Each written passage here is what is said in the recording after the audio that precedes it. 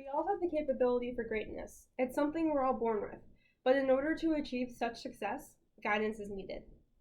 We need to improve online learning because we need that efficiency in today's society because of how far technology has come.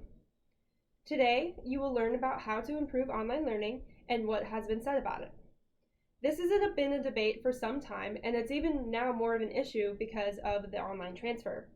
And it is a challenge that we need to master. The technological aspect of online learning must improve in order to prepare students for college and secondary training, and schools need to be able to prepare students for that. So virtual learning has not been thoroughly taught in schools, and this is something that needs to change. This information has been obtained by research and what experts and professionals and professors and teachers all have to say about it. This may be important to you because of how far technology has come, but it still needs to improve. Faye Patel, in her 2014 article, Online Learning and Educational Development Perspective, shows key elements of a collaborative learning environment.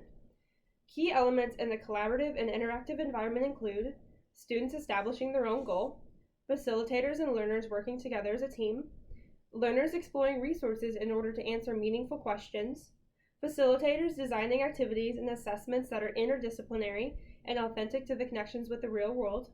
Assessments, formative and summative, are designed to assess ongoing development of skills, knowledge, and application. This is crucial to the development of students and their learning and how teachers reinforce those concepts. Educators have a variety of resources. All we need to do is take advantage of that. These resources could be talking to college professors and what they have for the expectation of college students, and also dual credit classes to prepare students for the transfer to college. Educators need to be aware and flexible because students can work as hard as they can, but if they're not getting the assistance that they need, then the education system has failed them. Those key elements tie in with teacher work. In the 2013 ebook, Online Learning Strategies for K-12 Teachers, Wade Journal suggests several ideas to what good teaching should be in every classroom, virtual or other. All teachers, regardless of medium, need strong pedagogical, innovative, content, knowledge, organization, classroom presence, awareness of learning differences, knowledge of assessments, and so on. In a sense, it is not complicated. Again, good teaching is good teaching, regardless of context.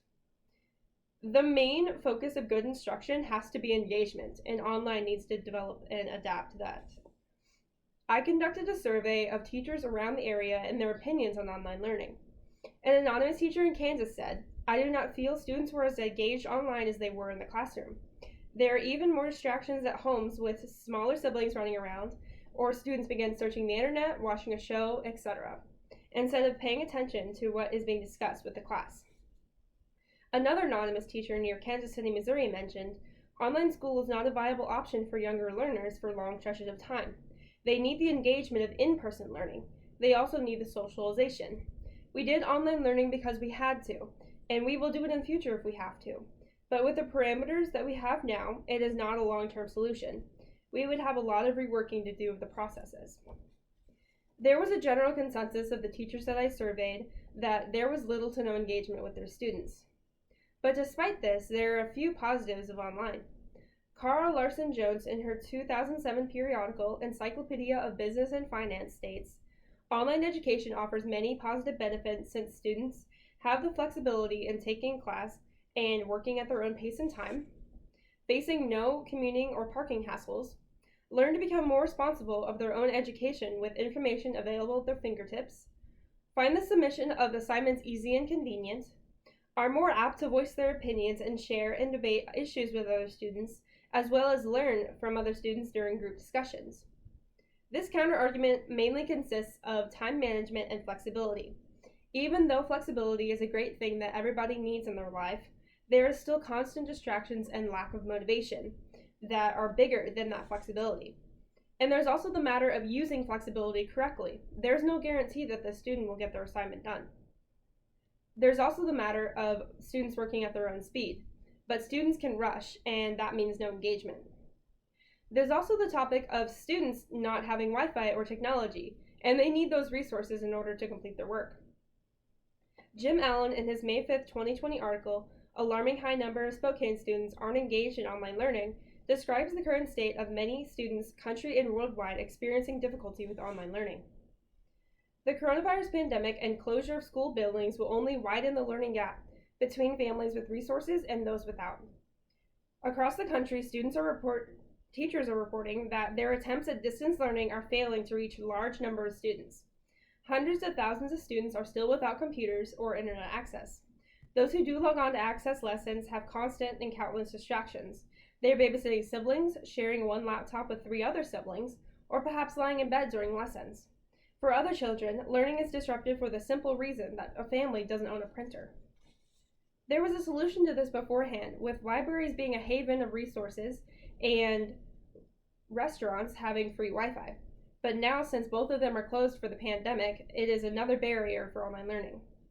But there is a solution to this. Schools can provide hotspots and technology, but there is still the matter of countless distractions.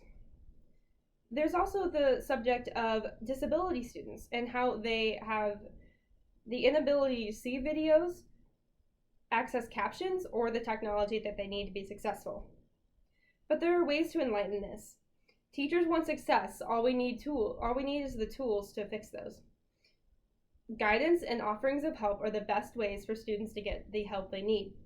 Things such as weekly Zooms is a great way to not make the lesson seem endless with daily.